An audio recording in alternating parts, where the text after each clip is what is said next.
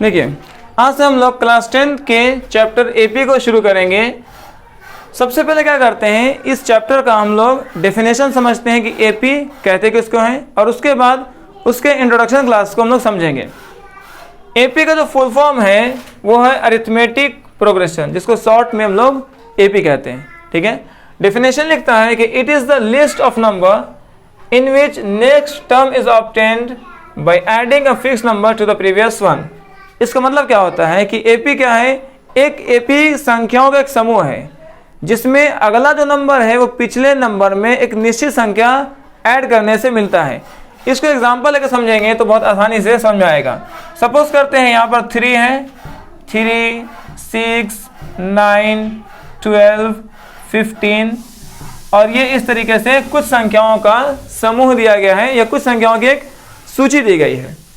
इसमें जो अगला टर्म है वो अगला टर्म पिछले टर्म में कुछ निश्चित संख्या जोड़ने से मिलता है। जैसे देखिए, ये 3 के बाद 6 है, तो 6 जो है ना वो 3 में आप कुछ संख्या ऐड करोगे तो मिलेगा। कितना ऐड करेंगे, तो 3 में 3 ऐड करेंगे तो हमको 6 आकर मिल जाएगा। तो ये बात कह रहा था कि जो नेक्स्ट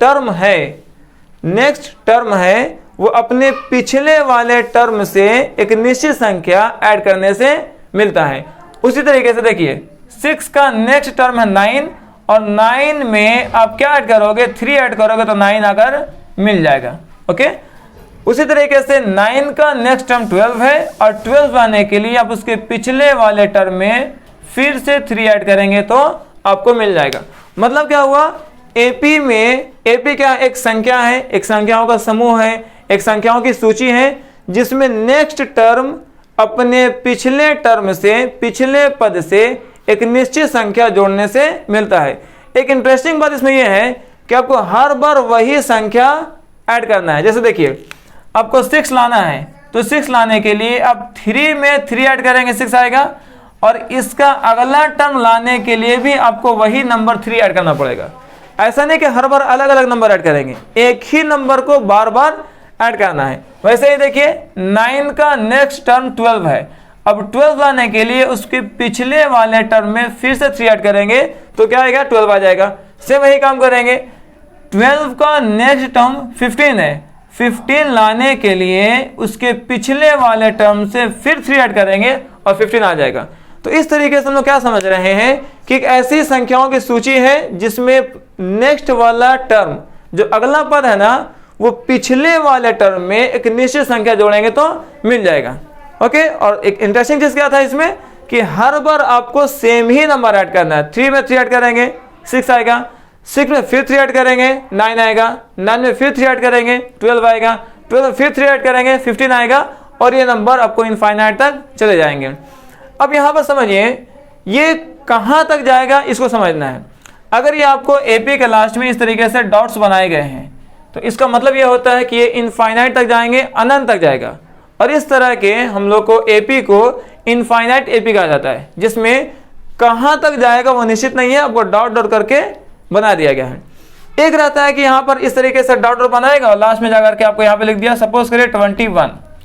इसका मतलब ये था कि ये 3 से शुरू हुआ और शुरू होकर के लास्ट 21 तक जाएगा। तो ये जो एपी है, इस एपी को फाइनाइट एपी बोलते हैं। तो 2 तरह के एपी हो गए, एक इनफाइनाइट और एक फाइनाइट। फाइनाइट एपी में लास्ट वाला पद, जो लास्ट वाला टर्म है वो आपको दिया रहता है, और इनफाइनाइट एपी में लास्ट वाला टर्म आपको नहीं दिया रहेगा और केवल इस तरीके से डॉट डॉट करके छोड़ देगा।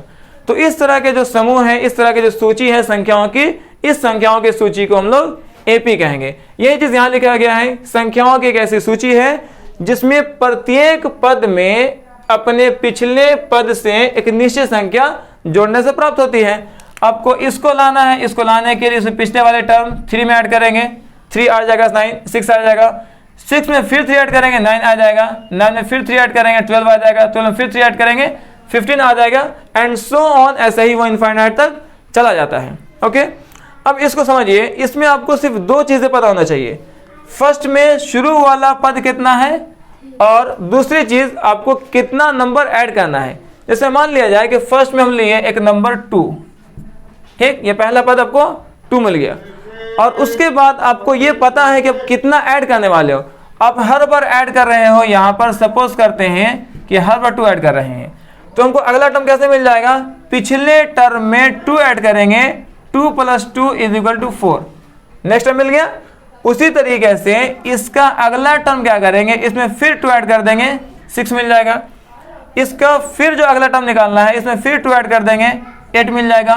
मतलब क्या हुआ कि अगर आपको शुरू वाला टर्म पता है और उसमें क्या नंबर ऐड करना है, जो फिक्स नंबर था ना जिसको आप ऐड कर रहे थे वो पता है, तो आपको ऐड कर करके आप आगे जो एपी बना सकते हो।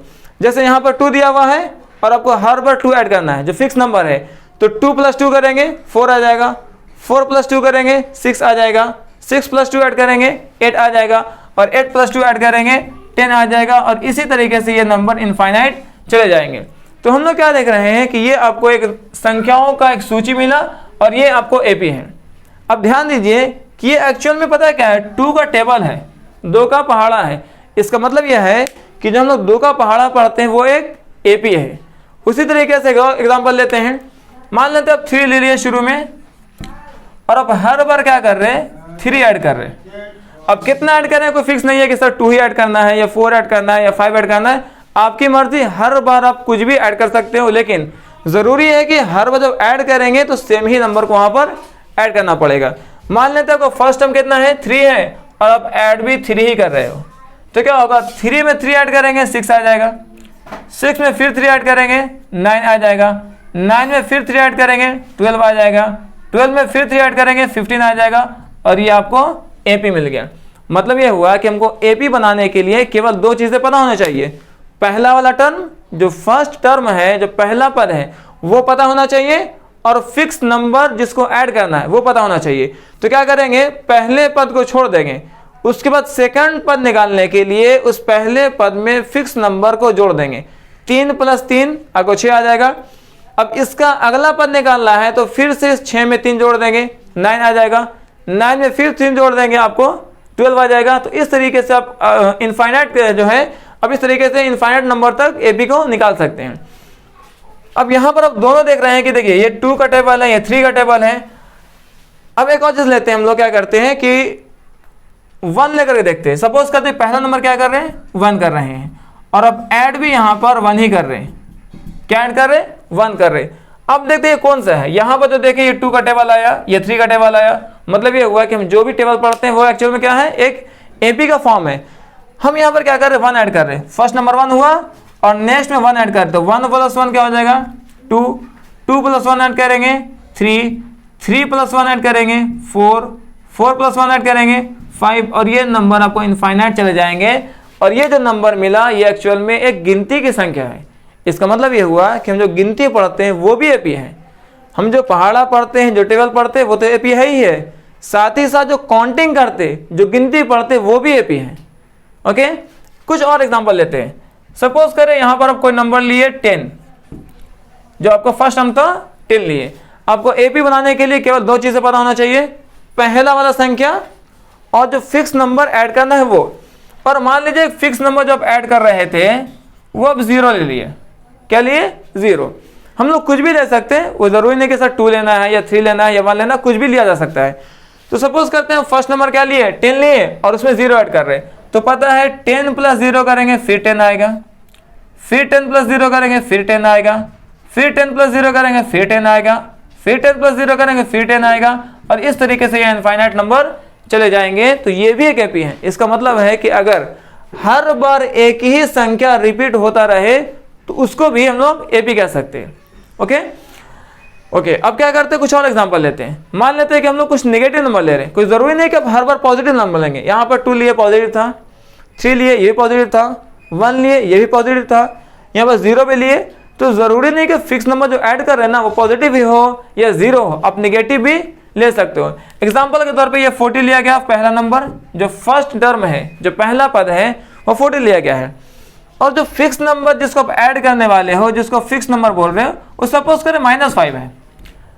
तो अब कैसे भी बनाएंगे, आपको बताया गया था कि पहले पद को लिखिए और नेक्स्ट पद के लिए इस पहले पद में इन दोनों को जोड़िए। तो देखिए 40 + -5 क्या होगा, 40 + -5, 40 - 5 35 आ गया। इस तरीके से ये बन गया 35। अब इसका अगला पद निकालना है, क्या करेंगे, इस नंबर में फिर से फिक्स नंबर को जोड़ देंगे। तो देखिए नंबर है 35, इसमें ऐड करना है, किसको ऐड करना है, -5 को, तो यहाँ -5 लिखेंगे, 35 का 35 और प्लस माइनस माइनस का माइनस, 5 का 5, ये 35 - 5 करेंगे तो 30 आ जाएगा। तो ये नंबर क्या देख रहे हैं कि नंबर 30 आ रहा है। इस तरीके से फिर 35 ऐड करेंगे तो 25 आएगा और वो चलता जाएगा। तो यहाँ पर आप ध्यान दीजिए कि अगर आपका जो फिक्स नंबर था जिसको आप ऐड कर रहे थे, अगर वो निगेटिव में है तो ये आपको एपी घटता जाएगा।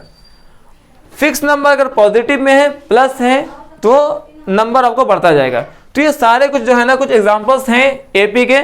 आपको यहाँ तक ये सारी चीज़ों को रिकॉल कर लेते हैं क्या पढ़ाया गया है। आपको बताया गया कि एपी क्या है। एपी एक संख्याओं का समूह है, संख्याओं की सूची है, जिसमें अगला पद पिछले पद में निश्चित संख्या जोड़ने से मिलता है। ओके, और वो संख्या क्या हो सकता है, अब कौन सी संख्या जोड़ सकते हैं, तो संख्या पॉजिटिव भी हो सकता है। पॉजिटिव में एनी नंबर ले सकते हैं, 1 2 3 4 12 30 40 50 100 200 कुछ भी जोड़ सकते हैं। अब जीरो भी ऐड कर सकते हैं, फिक्स नंबर जीरो भी हो सकता है। उसी तरीके से जो फिक्स नंबर जो ऐड कर रहे थे वो नेगेटिव भी हो सकता है, -5 -10 -20 -100 -200। अब एनी नंबर जो नेगेटिव में है आप उसको भी ऐड कर सकते हैं। तो यहाँ तो जो बातें हुई वो था केवल इंट्रोडक्शन ऑफ एपी को। अब यहाँ से हम लोग पढ़ाई करेंगे कि एपी को पढ़ते कैसे हैं। ओके, पहले यहाँ तक पॉज कर लीजिए, नोट कर लीजिए आप।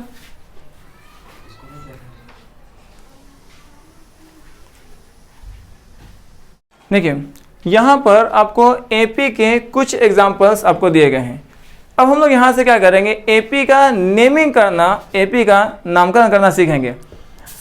अब यहाँ पर ध्यान से देखिए, सपोज करते हैं ये एक आपको एपी दिया गया है 10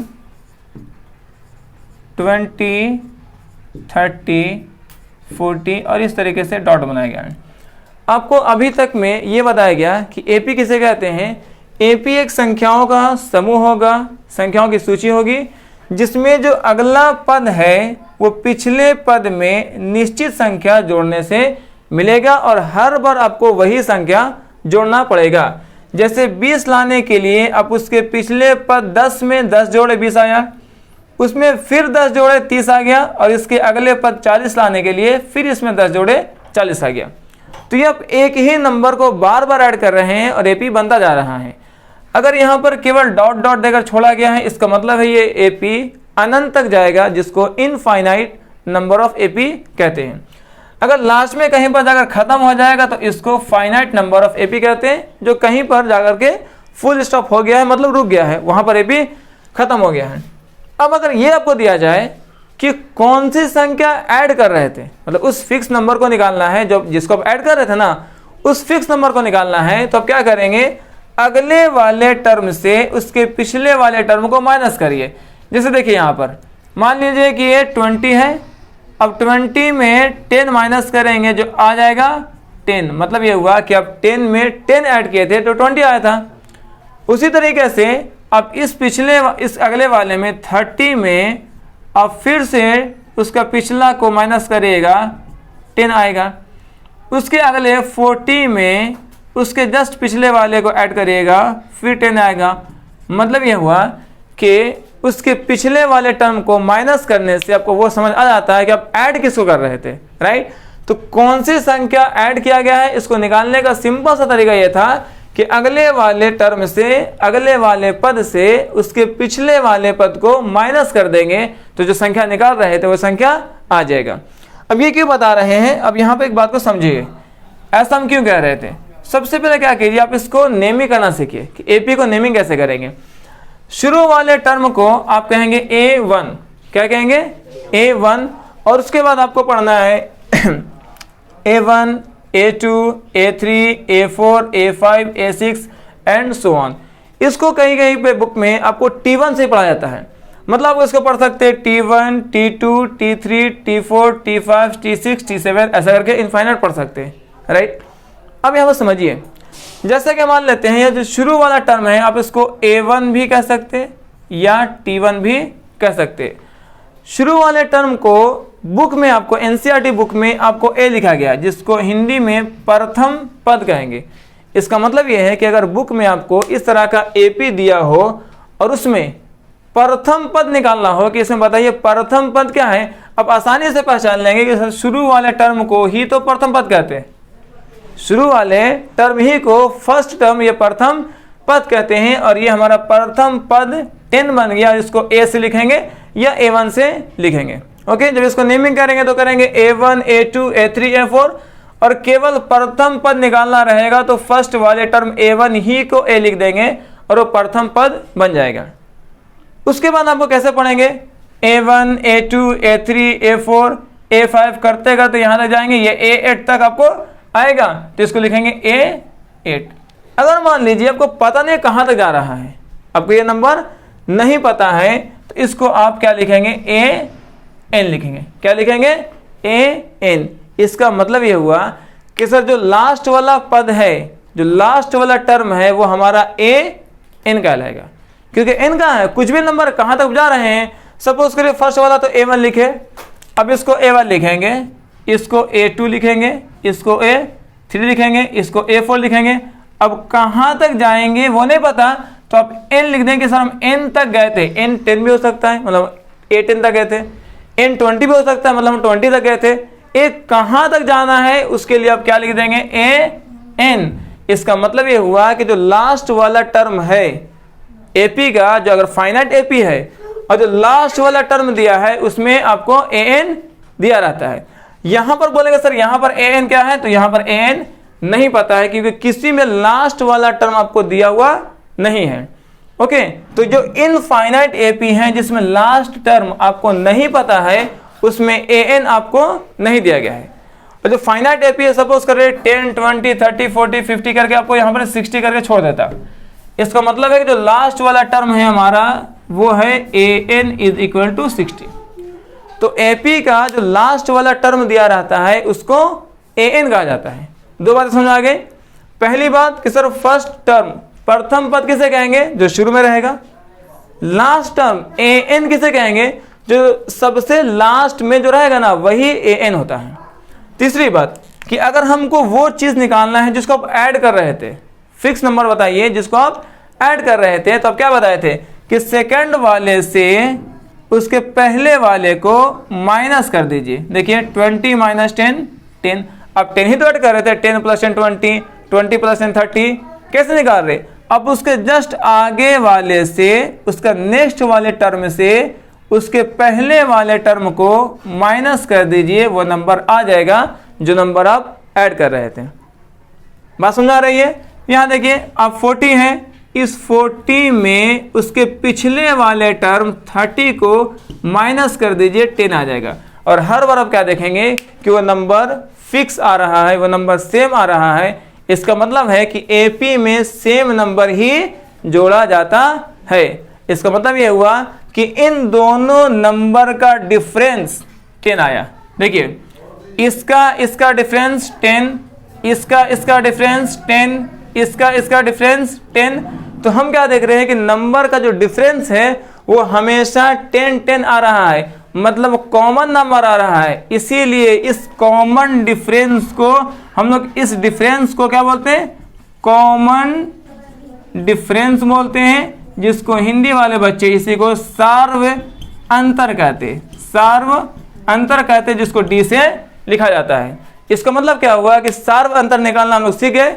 कैसे निकालेंगे, उसके नेक्स्ट वाले टर्म से उसके पहले वाले टर्म को माइनस कर देंगे, हमारा कॉमन डिफरेंस या सार्वंतर आ जाएगा। इंटरेस्टिंग चीज क्या है कि हर बार सार्वंतर सेम आ रहा है। देखिए 20 माइनस 10 किए तो 10 आया, 30 माइनस 20 किए तो भी 10 आया, 40 माइनस 30 किए तो भी 10 आया। मतलब यह है कि आपको हर बार आपको चेक करने की जरूरत नहीं है, किसी भी एक को आप माइनस कर देंगे, जो अंतर आएगा वही अंतर सार्वंतर कहलाएगा। चूंकि हर बार सेम ही आ रहा है, हर बार कॉमन नंबर आ रहा है, इसीलिए इसका नाम पड़ गया कॉमन डिफरेंस। और कॉमन डिफरेंस को केवल शॉर्ट में आपको D लिखा जाता है, जो बुक में दिया भी रहता है कि सर इसका कॉमन डिफरेंस या सार्वंतर ज्ञात करिए। अब उम्मीद है निकालने आ जाएगा। अब तीसरी चीज है कि अगर ये AP है, अगर ये AP है तब तो आपको पता है कि सर सार्वंतर क्या हो जाएगा। अगर सवाल ही यह दे दिया जाए कि ये एपी है भी या नहीं, तो कैसे चेक करेंगे? जैसे यहाँ पर है कि 10, 20, 30, 40, 80 तक गया है और ये एपी है। अब इसको सर्वांतर निकालिए। बहुत सिंपल कर रहे थे, 20 - 10 कर रहे थे, 10 आया। 30 - 20 किए तो भी 10 आया। 40 - 30 किए तो भी 10 आया। अगर सवाल ही यह रहता कि एपी है भी या नहीं, चेक करें, तब क्या करेंगे? तब क्या करेंगे ना कि आपको कॉमन डिफरेंस निकाल रहे थे ना, वैसे निकालेंगे। अगर कॉमन डिफरेंस जो आपको सार्व अंतर है, अगर वो हर बार सेम आ रहा है तो एपी होगा, और अगर वो अलग अलग आ रहा है तो एपी नहीं होगा। चेक करके देख लेते हैं। देखिए, सपोज करें कि ये आपको एपी है कि नहीं है, इसको चेक करना है। यहां पर आपको 2 का टेबल दिया हुआ है, 2, 4, 6, 8 और इस तरीके से दिया गया है।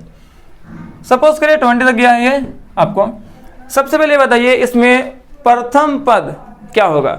तो प्रथम पद जो शुरू में रहता है, जिसको आप ए लिखते हैं, तो ये बन गया आपका प्रथम पद। जिसको प्रथम पद को इंग्लिश वाले बच्चे, इसको सीबीएसई वाले जो बच्चे होते हैं, वो इसको फर्स्ट टर्म कहते हैं। आपको याद रखिएगा, इसको फर्स्ट टर्म या प्रथम पद एक ही बात है। इसको ए से लिखा जाता है और जो शुरू में रहेगा उसी को हम लोग यहाँ पर लिखेंगे फर्स्ट टर्म या प्रथम पद। पहली बात हो गई।